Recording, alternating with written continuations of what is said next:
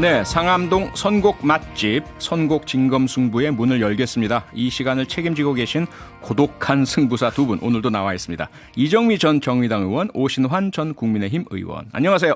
안녕하세요. 네, 제가 고독하다고 말씀드렸는데 네. 사실 이정미 의원님 고독하지 않잖아요. 아, 고독해요. 갑자기 가슴에 그냥 확 와닿습니다. 근데 좀 이렇게 그 집단지성의 힘을 발휘해서 여러분들의 도움을 받아서 곡을 선곡하시는 것으로 제가 알고 하지만 있는데요. 최종 선택의 책임은 다 그- 저에게 있기 때문에. 그때 고독합니까? 네. 오신환 의원님은 매번 선곡 때문에 정말 고독한 고생을 하신 거 알고 있고요. 예, 외롭고 고독한 시간들을 예.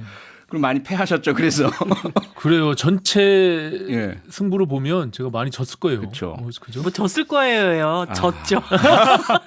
오늘은 어떨지 한번 들여다보겠습니다. 지금 유튜브로도 방송이 생방송으로 나가고 있으니까요. 여러분 혹시 저희 모습 보고 싶으시면 표창원의 뉴스 하이킥 검색해서 들어와 주시기 바랍니다. 두 분 우리 구독자들 위해서 손 좀 흔들어 주실까요? 네. 안녕하세요. 네, 반갑습니다. 12월도 벌써 중반이 다 지났는데요. 2020년 한 해 늘 우리가 매년 다사다난했다 이 말은 다 하지만 정말 올해는 참 너무한 한 해였던 것 같아요. 오신환 의원님 어떠세요? 예. 아유, 정말 힘들었던 한 해고요. 예. 특히 국민들은 이 코로나19 때문에 민생이 정말 파탄나고 오늘도 내일도 하루하루 지금 힘들게 하루하루 보내지 않을까. 네. 그래서 빨리 2020년도가 마무리되고요. 2021년도는 이 코로나 없는 세상에서 좀 살고 싶다 이런 생각이 있습니다. 개인적으로는 1년 짧게 정리하신다면 어떠셨어요? 개인적으로는 저 개인적으로는 제가 총선도 있었고 네. 또 이렇게 실패한 그런 일들이 있었기 때문에 뭐 아프지만 또 그 아픔을 딛고 다시 희망을 만들어가는 그런 네. 소중한 한 해로 또 거듭나야 될 것 같다 이런 생각이 듭니다. 아프지만 소중한 한 해. 네. 이정미 전 의원님 어떠십니까? 올 한 해. 20년 한 해는 정말 인생의 쓴맛 단맛을 가본 해였다. 단맛도 있긴 있으셨네요. 단맛 조금? 조금 있으셨어요. 그냥 쓴맛 왕창. 예. 예. 예, 인생 공부 좀 제대로 하는 해였고요. 아하. 정말 정의당이 진보정당이 무엇이 부족한가 그리고 이정미는 정치인으로서 무엇이 부족한가 이런 것을 끝없이 생각하는 시기였기도 했고 네. 그럼에도 불구하고 대한민국의 정의당과 같은 진보 정치가 꼭 필요한가 그것에 대한 질문 속에서 또 답을 찾아가는 그런 한 해였다고 생각합니다. 네. 정말 필요해요. 내년에는 코로나 없는 그리고 두 분께도 좋은 일만 가득한 그런 한 해가 되길 바랍니다. 저한테도 조금은 좋은 일 있었으면 좋겠고요. 네. 네, 오늘 준비한 주제가요. 야당이 야당에게입니다. 대의민주주의는 여당 야당 이 두 날개가 정말 건강하게 잘 작동을 해야 높이 멀리 안정되게 날 수 있는데 그동안 뭐 여당 부분은 두 분께서 많이 좀 비판도 해 주시고 짚어 주시고 건강한 대안도 제시를 해 주셨어요. 그래서 오늘은 특별하게 야당의 눈으로 야당을 좀 한번 그 비판적으로 조망도 해보시고 발전적 대안도 좀 주시는 그런 시간 갖고자 하는데 정말 냉철하게 말씀해 주실 거죠, 두 분? 네. 네. 믿겠습니다. 자, 그럼 이 주제에 맞춰서 두 분이 어떤 선곡을 해 오셨을지 먼저 신디 오신환 의원의 선곡부터 들어보겠습니다. 음악 주세요. 이건 제 최애곡 중에 하나인데. 아, 그렇죠. 네. 왜 가슴이 아프지? 가수와 제목 이유 설명해 주시죠. 예, 뭐 보수가요. 예, 지난 탄핵 이후로 굉장히 힘들고 아픈 과정들을 겪었고 큰 선거 4번에 걸쳐서 이제 패배했잖아요. 특히 지난 총선에서는 국민들의 준엄한 심판을 받았고요. 예, 그런 과정 속에서 더 변화하고 아직도 부족함이 많지만 저는 한 해를 마무리하면서 아까 말씀하신 대로 여야 보수 진보가 좀 양 날개가 제대로 갖춰져야 우리가 균형을 맞춰 갈 수 있듯이 좀 격려성 제가 뭐 힘들지만 그래도 할 수 있다라는 희망을 갖고 2021년도에는 뭔가 한번 해보자라는 마음으로 제가 네. 우리 청취자 여러분들께 제게도 힘을 한번 주십사 하는 마음으로 네. 넌 할 수 있어 강산의 좋은 음악을 골랐습니다. 넌 할 수 있어가 야당 넌 할 수 있어도 되지만 오신환 넌 할 수 있어 이걸 까셨네요. 다 포함하고 있습니다. 예. 아, 너무 네. 힘들었던 한 해였고 우리가 좀 희망적인 한 해 마무리를 통해서 아까 말씀드린 대로 21년 우리가 좀 희망을 갖자라는 측면에서 너무 패배주의에 사로잡혀 있지 말고 네. 또 정신 바짝 차려서 정신 잘해보자 바짝 뭐 이런 차리자. 의미를 담고 있습니다. 그 청취자 여러분께도 할 수 있습니다라는 메시지도 되고요. 네. 네, 여기에 맞서는 이정미 전 의원 미디의 선곡을 들어보겠습니다. 음악 주세요. 좋네. 이거 역시 누구나 다 아는 노래인데요. 그래서 설명을 좀 해주시죠. 내게 행복을 주는 정의당, 아하. 내게 행복을 주는 이정미. 우리 국민들이 네. 너무나 힘겨운 한 해를 보내셨는데 아직까지도 정치권 안에서 대변되지 못하는 그 수많은 사람들, 네. 그 사람들의 삶을 실질적으로 변화시킬 수 있는 정치, 그 임무가 사실 정의당에게 부여된 것이라고 생각하거든요. 그렇기 네. 때문에 대한민국에 꼭 필요한 정당으로 거듭나야 된다라고 하는 저 스스로의 결심을 다시 다지게 되었는데요. 네. 2021년도에는 여러분들 가까운 데서 진짜 우리 국민들께 행복을 드리는 그런 정치, 행복을 드리는 정의당으로 더 거듭나겠다는 약속을 담아서 이 노래를 선곡해봤습니다. 예, 그대 내게 행복을 주는 사람. 지금 이 노래는 김현철 씨 노래인데 원래 해바라기 네, 노래잖아요. 해바라기. 그렇죠? 예, 네. 저희 세대는 해바라기 노래를 듣고 자랐는데. 저는 그렇죠. 벌써 진짜 한 해를 마무리하는 것 같네요. 이런 말 나누니까. 그러니까요. 딱 두 분의 이 선곡과 노래가 정말 이것만으로도 1년을 다 정리하고 내년에 대한 희망을 주시는 것 같아요. 네. 과연 청취자 여러분들은 어떻게 들으셨습니까? 두 DJ 선곡 중에서 어떤 곡이 오늘 주제에 더 적합하다고 생각하시는지 지금 바로 문자 샵 8001번이나 MBC 미니 스마트 라디오로 의견 보내주시기 바랍니다. 문자를 보내실 때는요. 짧은 건 50원, 긴 건 100원의 정보 이용료가 추가됩니다. 잠시 광고 듣고 와서 오늘의 본격적인 토론 시작하겠습니다. 네, 선곡 진검승부 다시 돌아왔고요. 벌써부터 여러분들 문자가 쏟아져 들어오고 있는데 혹시 조금 전에 못 듣고 지금 막 라디오 켜신 분 계시다면 오늘의 주제는 야당이 야당에게입니다. 그리고 그에 걸맞는 노래로 우리 오신환 전 의원 신디께서는 강산애의 넌 할 수 있어 선곡해 주셨고요.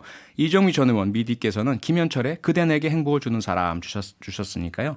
이 두 곡 중에 어떤 곡이 더 적합하다 생각하시는 분 꼭 문자 주시기 바랍니다. 자, 첫 토론 주제 들어가겠습니다. 21대 첫 정기국회가 이제 마무리됐는데 두 분께서 처음 접하신 이 원외에서 보신 밖에서 관전자로 보신 정기국회 어땠습니까? 오신환 의원님. 뭐 저는 일단은 아시다시피 이제 하우스라는 카페를 준비하면서 예. 또 국민의 한 사람으로 여의도에 가까이 있지만 국회가 아닌 바깥에서 보니까 여의도가 정말 섬처럼 느껴졌어요. 아하. 국회가. 예. 이 국민들이 특히 이제 코로나19 사태로 너무나 지치고 힘들고 특히 자영업 소상공인들 그 어려운 상황들 하루하루 버티고 있는데 예. 그게 민생과 그렇게 관련이 없는 것 같은 제가 봐도 네. 그 추미애 윤석열의 갈등 속에서 정치권이 서로 공방을 하면서 국정감사를 하고 또 뭐 공수처 문제나 이런 것들이 종국에는 뭐 국민들의 삶과 연관이 있겠지만 직접 지금 먹고 사는 문제가 너무나 절박한 상황에서 저렇게 네. 정치권이 저기에는 무관심하고 서로 이렇게 싸우고 정쟁하는 모습이 저건 정말 섬이구나. 네. 내가 저 안에서 저렇게 싸웠나라는 생각이 들고 좀 반성도 하면서 좀 아쉬움이 컸던 그런 모습들을 지켜봤습니다. 네, 이정미 전은 어떠세요? 정기국회의 가장 중요한 역할 중에 하나가 내년 예산을 그렇죠. 다루는 것이잖아요. 그렇죠. 그런데 지금 코로나 시대에 국민들은 이 방역을 위해서 최선을 다해서 싸우고 있습니다. 정부 지침 잘 따르려고 노력하고 있고 그렇죠. 그리고 또 방역 당국이나 의료진들 정말 너무 힘들게 또 이 문제를 지키기 위해서 싸우고 있는데 네. 이럴 때 국회가 해야 되는 것은 그런 국민들이 정말 모든 일상을 멈추고 방역에 함께 애써주는 국민들이 최소한 먹고 살 수 있는 방안들 만드는 거 그리고 방역 대책을 철저하게 세우는 거 네. 이런 거라고 생각해요. 국회는 그 일을 해야 되는 곳이죠. 그런데 그렇죠. 결국은 이 3차 대확산이 올 거라고 다 예측하고 있었음에도 불구하고 재난소득과 관련된 논의가 내년으로 다시 미뤄졌고 네. 그리고 제가 이번에 정말 안타까웠던 것은 감염병 전문 병원이라든가 네. 공공의료를 확충하는 예산이 전부 다 깎이고 없어졌습니다. 예. 그러니까 그리고 나서 이 3차 대학생이 훅 오니까 그다음에 병원 병실 뭐 병상 부족하다 이런 얘기들 지금 계속 나오는 민간 거거든요. 병원 보고 병실 내놔라고요. 네. 예. 그러니까 어떻게 보면 국회가 제대로 해야 할 일들을 방치했기 때문에 3차 대학산에 국민들에게 최소한의 어떤 기본권을 지켜드리기 위한 네. 어떤 방안을 못 만들었다는 거 이게 너무 저는 안타깝습니다. 그러게요. 이 두 분이 밖에 나와서 보시니까 국회가 섬 같고 제 역할 못하고 민생과 직결된 일이 아닌 것에 싸우고 있다라는 것을 보셨는데 모든 국회의원이 이렇게 좀 밖에 나와 계셨다가 들어가셔야 될 것 같아요. 계속 이어지면 또 그 안에 들어가면 또 그렇게 또 될 것 같은 들어가면. 생각이 들어요. 아니 저는 안 그럴 자신 있어요. 아, 예, 그래요? 네.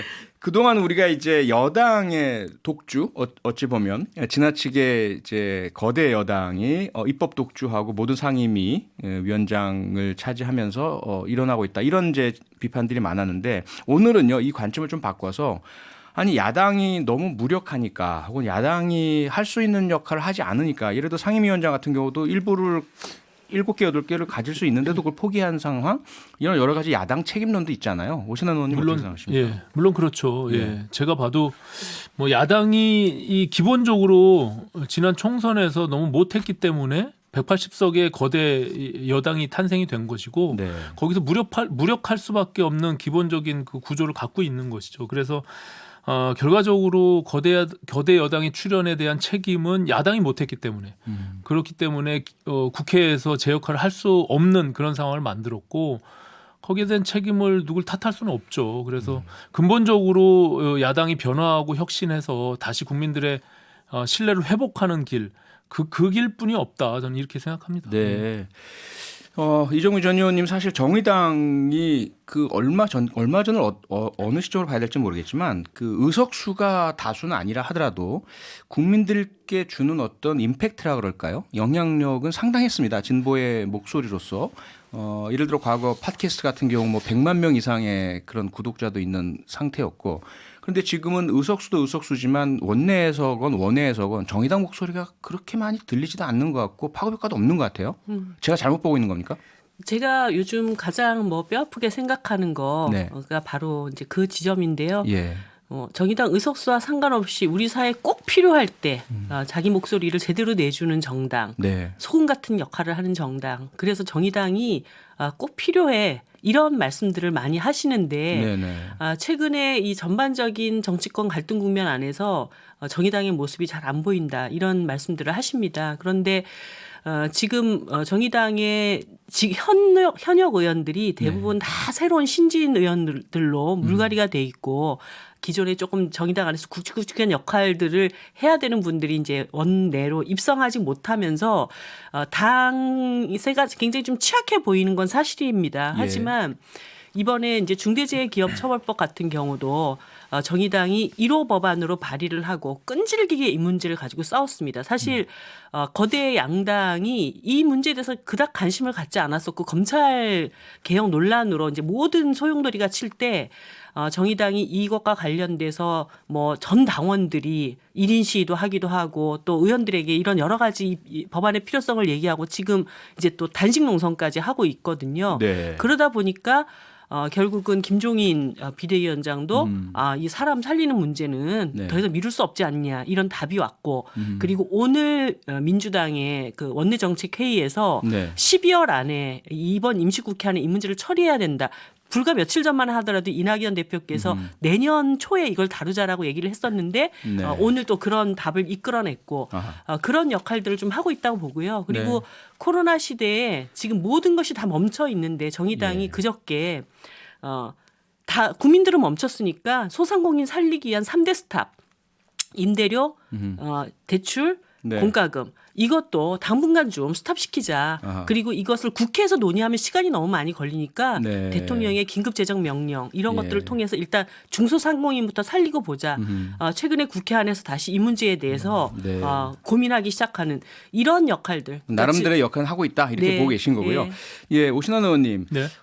글쎄요. 이렇게 민주당이나 국민의힘이나 야당 때 모습, 여당 때 모습 이렇게 보면요. 옳고 그름을 떠나서 여당 때 딱 여당이 되고 나서 민주당도 많은 문제를 노출시키고 있습니다. 야당 때는 상당히 선명한 모습을 보이다가 그런데 국민의힘은 여당 때 역시 지난 2번 뭐 대통령 탄핵이나 구속이나 여러 가지 과오도 있으셨지만 야당의 모습을 한번 보고 싶어요. 그런데 필리버스터를 딱 비교를 해보면 민주당이 19대 국회 마지막에 테러방지법 필리버스터 할 때 많은 그 국민들의 관심을 끌었고 인구의 회자도 됐어요. 화제거리도 됐고. 근데 지금 국민의힘의 필리버스터 과연 그런 성과를 내고 있을까? 그것뿐만 아니라 이 야당으로서의 국민의힘 현재 많은 문제가 있다는 지적 어떻게 생각하세요? 이제 근본적으로 앞서 말씀드린 대로 이게 필리버스터가 무력화될 수밖에 없는 그런 구조를 갖고 있었고 네. 태동적으로 그리고 저는 뭐 나름대로 유의미한 의미를 갖는다면 일단 초선 의원들 전부가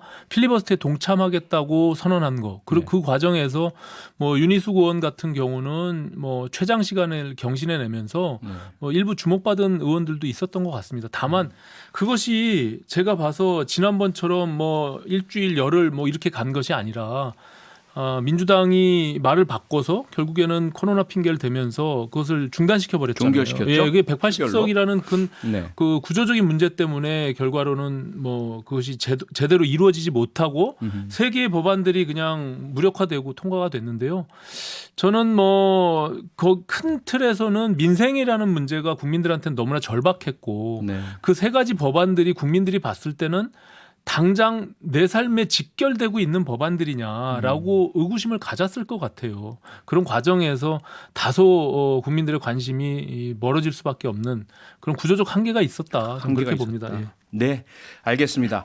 벌써 많은 분들이 투표를 해주셨기 때문에 결과가 집계가 된 것 같습니다. 과연 오늘의 승자는 누구일지 한번 보겠습니다. 네, 오늘의 승자는요.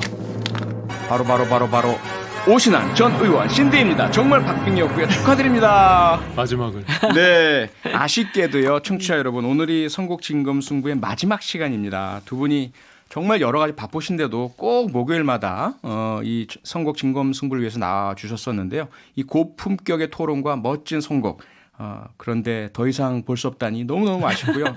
마지막 소감으로 상대방을 향한 덕담 좀 부탁드릴까요? 이정미 의원님.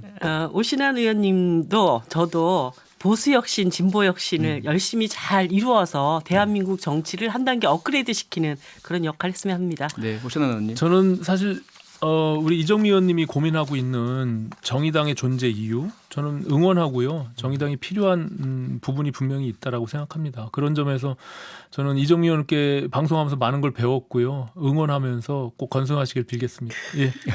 네, 다음에 또 시간이 되시면 리턴 매치로 모실 테니까 거절하지 말아주시고요. 두 분 너무너무 수고하셨고 고맙습니다. 네, 감사합니다. 감사합니다. 네, 두 분과 함께하는 선곡 진검승부는 여기서 마치겠습니다. 여러분 모두 고맙습니다. 평일 저녁 6시 5분에 여러분을 찾아갑니다. MBC 라디오 표창원의 뉴스 하이킥.